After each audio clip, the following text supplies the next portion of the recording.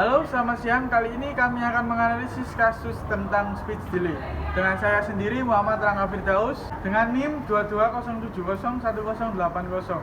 Saya Winadiawana Rana Ardiani dengan NIM 220701060. Saya Najwa Putri Akil Salam dengan NIM 2207011056. Saya Putri Indah Restari dengan NIM 2207101055.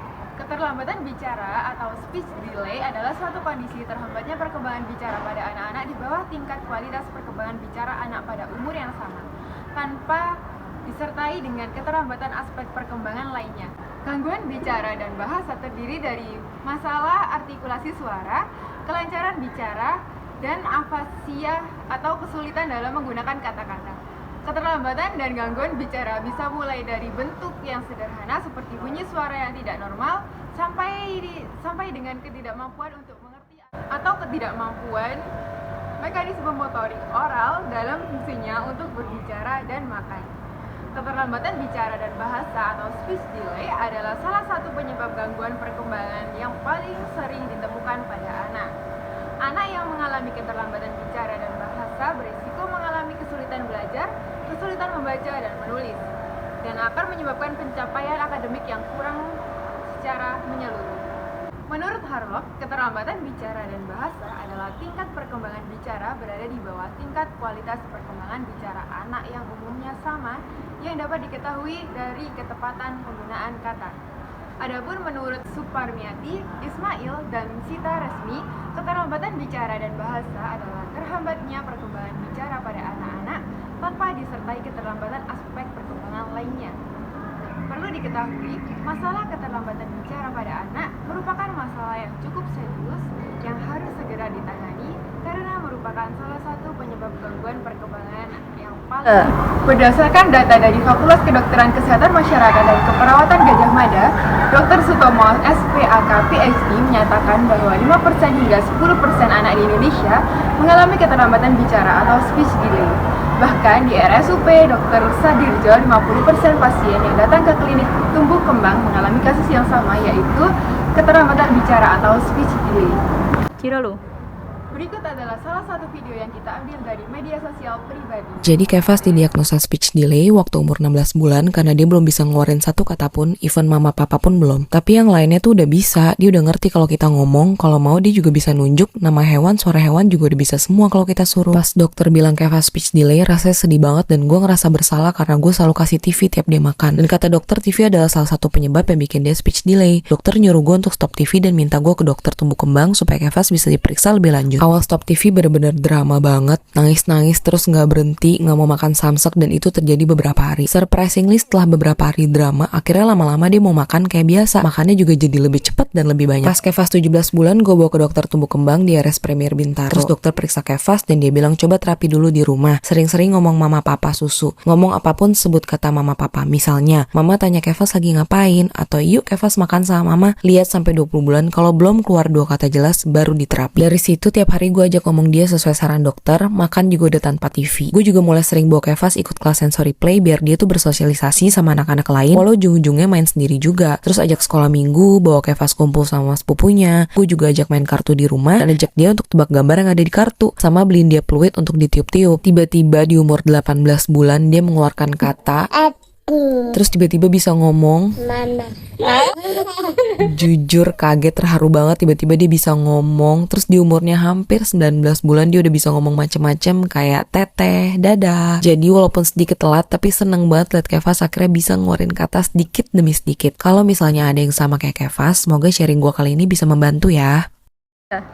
Dari video yang tertera dapat kami simpulkan bahwa si anak yang bernama Kevas pada usia 16 bulan didiagnosis mengalami speech delay. Kevas hanya mampu mengucapkan nama-nama hewan, menirukan suara hewan, dan dia mampu menunjuk sesuatu yang dia inginkan. Dia pun juga paham dengan omongan orang tua kepadanya, seperti larangan perintah, namun Kevas tidak dapat mengucapkan nama mama papa. Speech delay yang dialami oleh Kevas disebabkan karena ketika ia makan, orang tuanya sering memberikan tontonan TV yang dimana hal itu menjadi salah satu penyebab ia mengalami speech delay. Dari kasus tersebut, kita akan menggabungkan dengan beberapa teori belajar, yaitu yang pertama, teori kognitif Albert Bandura, yaitu teori yang mengungkapkan bahwa apa yang dilakukan anak itu tergantung dari apa yang ia dengar dan ia lihat. Kemudian, kita juga menggabungkannya dengan teori neuropsikologi HEP mengenai lingkungan terbatas. Berdasarkan beberapa penelitian, efek dari lingkungan terbatas itu menunjukkan bahwa bisa melemahkan perkembangan belajar awal dan perkembangan sistem syaraf. Dikatakan dapat digabungkan dengan teori kognitif Albert Bandura dikarenakan si Kefas hanya bisa mengungkapkan nama-nama hewan serta suara-suara hewan. Kefas juga hanya mampu menunjuk apa yang ia mau. Hal itu dikarenakan Kefas lebih sering melihat dan mendengarkan apa yang ia lihat dari TV daripada stimulus komunikasi dengan orang tuanya. Penggabungan teori yang kedua yaitu menurut konsep teoritis utama mengenai lingkungan terbatas, di mana Kefas mengalami kelemahan perkembangan dalam belajar awal. Hal ini ditunjukkan ketika Kefas diajak untuk mengikuti kelas sensory play dengan teman seusianya. Sedari kecil, Kefas sangat jarang sekali diajak oleh orang tuanya untuk bermain dengan teman sebayanya. Akhirnya dia kesulitan untuk beradaptasi dan memilih untuk bermain sendiri. Terlihat juga bahwa orang tua Kefas kurang rutin untuk memberikan stimulus komunikasi kepada Kefas, yang membuat hanya mempunyai kosakata yang begitu sedikit. Akhirnya hal tersebut menyebabkan Kefas mengalami speech delay. Orang tua Kefas baru memberikan stimulus komunikasi secara rutin setelah pergi ke dokter tumbuh kembang anak dan dokter menyarankan untuk melakukan terapi mandiri. Terapi mandiri yang dilakukan oleh ibu Kefas seperti bertanya, Kefas mau apa? Kefas lagi ngapain? Yuk, Kefas makan sama mama. Pada saat hari Minggu, orang tuanya pun mengajak Kefas untuk bermain ke rumah saudaranya agar Kefas dapat betah untuk bersosialisasi dengan orang lain. Tidak hanya itu, orang tua Kefas juga mengajak Kefas untuk bermain kartu dan meniup peluit. Di usia Kefas yang 18 bulan, kosakata pun menambah, seperti dia mampu mengeluarkan kata aduh dan kata mama. Ketika Kefas hampir menginjak usia 19 bulan, kosakatanya pun semakin menambah lagi, seperti kata teteh dan dada. Perlu diketahui, sebelum ke tahap untuk mengenal anak ketika mengalami speech delay, harus mengetahui apa yang dapat menyebabkan anak tersebut mengalami speech delay.